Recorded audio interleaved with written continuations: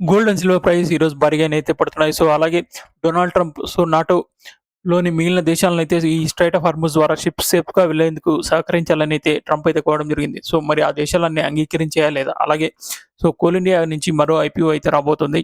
So, next అలాగే ఫిన్నో payment బ్యాంక్‌కి సంబంధించి, డీప్ ఇండస్ట్రీకి సంబంధించి, అలాగే అదాని టోటల్ గ్యాస్‌కి సంబంధించిన అప్డేట్స్ ఈ వీడియోలో మనమైతే డిస్కస్ చేసుకుందాం. సో, ముందుగా డొనాల్డ్ ట్రంప్ విషయానికొస్తే డొనాల్డ్ ట్రంప్ ఏదైతే ఈ స్ట్రెయిట్ ఆఫ్ హార్ముజ్ ద్వారా షిప్స్ అయితే సేఫ్‌గా వెళ్ళేదానికి నాటోలోని మిగిలిన దేశాలు హెల్ప్ చేయాలని అయితే డొనాల్డ్ ట్రంప్ అయితే కోరారు. సో, దీనికి నాటో కుటుంబంలో కొన్ని దేశాలైన జపాన్, అలాగే యూకే, ఆస్ట్రేలియా లాంటి దేశాలైతే మాకు అటువంటి ఉద్దేశ్యం అయితే లేదని అయితే స్పష్టం చేస్తున్నాయి.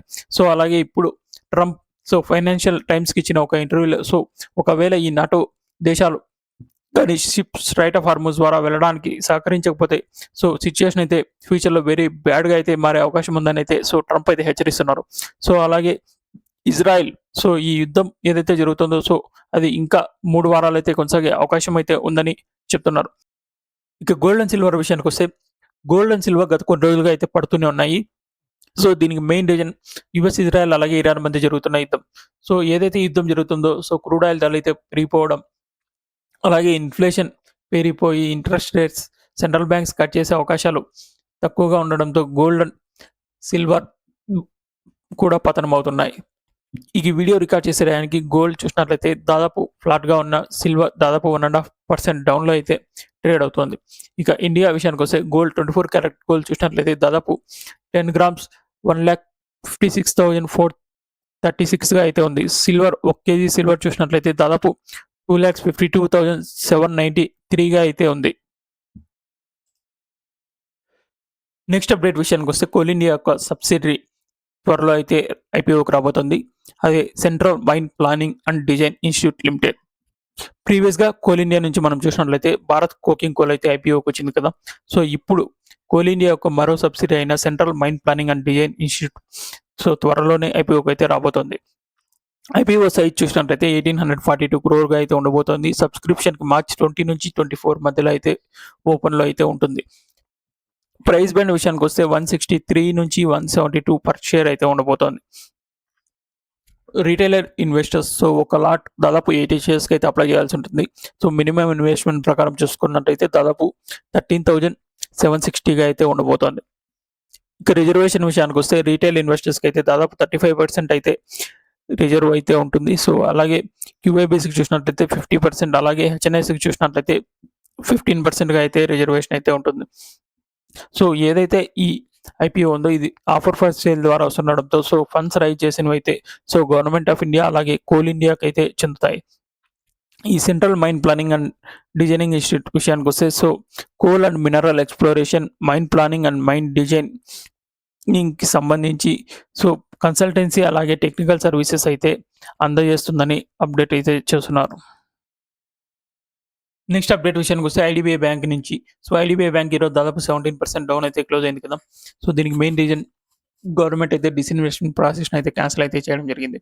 దాదాపు జనవరి 2023 నుంచి అయితే ఈ డిస్ఇన్వెస్ట్‌మెంట్ ప్రాసెస్ అయితే కొనసాగుతోంది.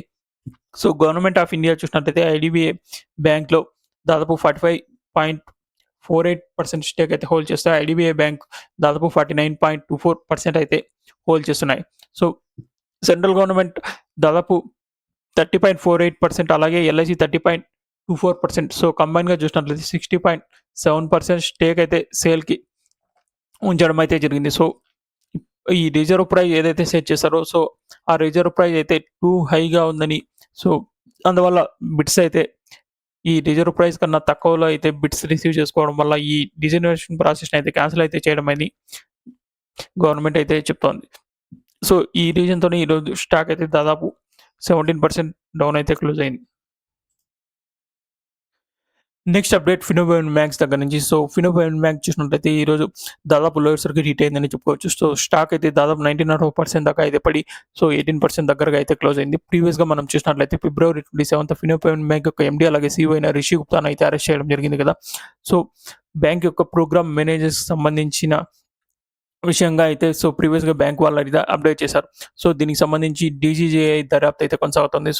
ఇప్పుడు కొత్తగా ఈడీ ఆన్‌లైన్ గేమింగ్‌కి సంబంధించి ప్రోబ్ చేసే అవకాశం ఉందని వార్తలైతే వచ్చిన నేపథ్యంలోనే ఈ స్టాక్ అయితే ఈరోజు దాదాపుగా లోయర్ సర్క్యూట్ అయితే హిట్ అయింది. ఆ తర్వాత బ్యాంక్ అయితే క్లారిఫికేషన్ అయితే రిలీజ్ చేసింది. బ్యాంక్‌కి సంబంధించి డీజీజీఐ తప్ప వేరే ఏ ఇతర దర్యాప్తు సంస్థలు కూడా దర్యాప్తు కొనసాగించడం లేదని బ్యాంక్ అయితే క్లారిఫికేషన్ అయితే ఇచ్చింది. నెక్స్ట్ అప్డేట్ విషయానికొస్తే డీప్ ఇండస్ట్రీస్‌కి సంబంధించి డీప్ ఇండస్ట్రీస్ ఈరోజు సెషన్‌లో దాదాపు 8% దాకా అయితే రైజ్ అయ్యి 5%లో అయితే క్లోజ్ అయింది. దీనికి మెయిన్ రీజన్ మనం చూసినట్లయితే డీప్ ఇండస్ట్రీస్ వాళ్ళు కుదుర్చుకున్న ఎంఓయూ. డీప్ ఇండస్ట్రీస్ వాళ్ళు అద్వైత్ గ్రీన్ ఎనర్జీతో ఒక ఎంఓయూ అయితే కుదుర్చుకోవడం అయితే జరిగింది. ఈ ఎంఓయూలో భాగంగా గవర్నమెంట్ బాడీస్, పిఎస్యూస్ అలాగే మిగిలిన ఎంటిటీస్‌కి సంబంధించి ఇండియాలో అలాగే ఓవర్‌సీస్‌లో డీప్ ఇండస్ట్రీస్ అలాగే అద్వైత్ గ్రీన్ ఎనర్జీ వాళ్ళు జాయింట్‌గా బిడ్ చేసి అలాగే ఎగ్జిక్యూట్ చేయడానికి ఎంఓయూ కుదుర్చుకోవడం. ఇక్కడ మనం చూసినట్లయితే గవర్నమెంట్ బాడీస్ అయిన ఎన్‌టీపీసీ, ఐఓసీ, హెచ్‌పీసీఎల్ అలాగే బీపీసీఎల్, గెయిల్ అలాగే మిగిలిన పిఎస్యూలకి సంబంధించి జాయింట్‌గా బిడ్ చేసి ఎగ్జిక్యూట్ చేయడం. దీనికి ఎంఓయూ యొక్క వ్యాలిడిటీ చూసినట్లయితే దాదాపు 2 ఇయర్స్‌గా ఉంటుందని అయితే కంపెనీ వాళ్ళు అయితే అప్డేట్ చేస్తున్నారు. నెక్స్ట్ అప్డేట్ విషయానికొస్తే అదానీ టోటల్ గ్యాస్ నుంచి. అదానీ టోటల్ గ్యాస్ గత 2 సెషన్‌లో చూసినట్లయితే దాదాపు 12% దాకా అయితే పడింది. ప్రీవియస్‌గా మనం చూసినట్లయితే దాదాపు 30% అయితే స్టాక్ అయితే ర్యాలీ అయింది. ఇప్పుడు గత 2 సెషన్‌లో 12% అయితే డ్రాప్ అయ్యి ఈరోజు కూడా 8% అయితే డ్రాప్ అయింది. దీనికి మెయిన్ రీజన్ మనం చూసినట్లయితే కంపెనీ ఏదైతే ఇండస్ట్రియల్ కస్టమర్స్‌కి సప్లై చేసేటువంటి ఎక్సెస్ న్యాచురల్ గ్యాస్ యొక్క ప్రైజెస్ అయితే రివైజ్ చేశారు. ప్రీవియస్‌గా ₹120 per standard cubic metre price ఉన్నట్లయితే ఇప్పుడు దాన్ని 83 పర్ స్టాండర్డ్ క్యూబిక్ మీటర్‌కి అయితే తగ్గించడం అయితే జరిగింది.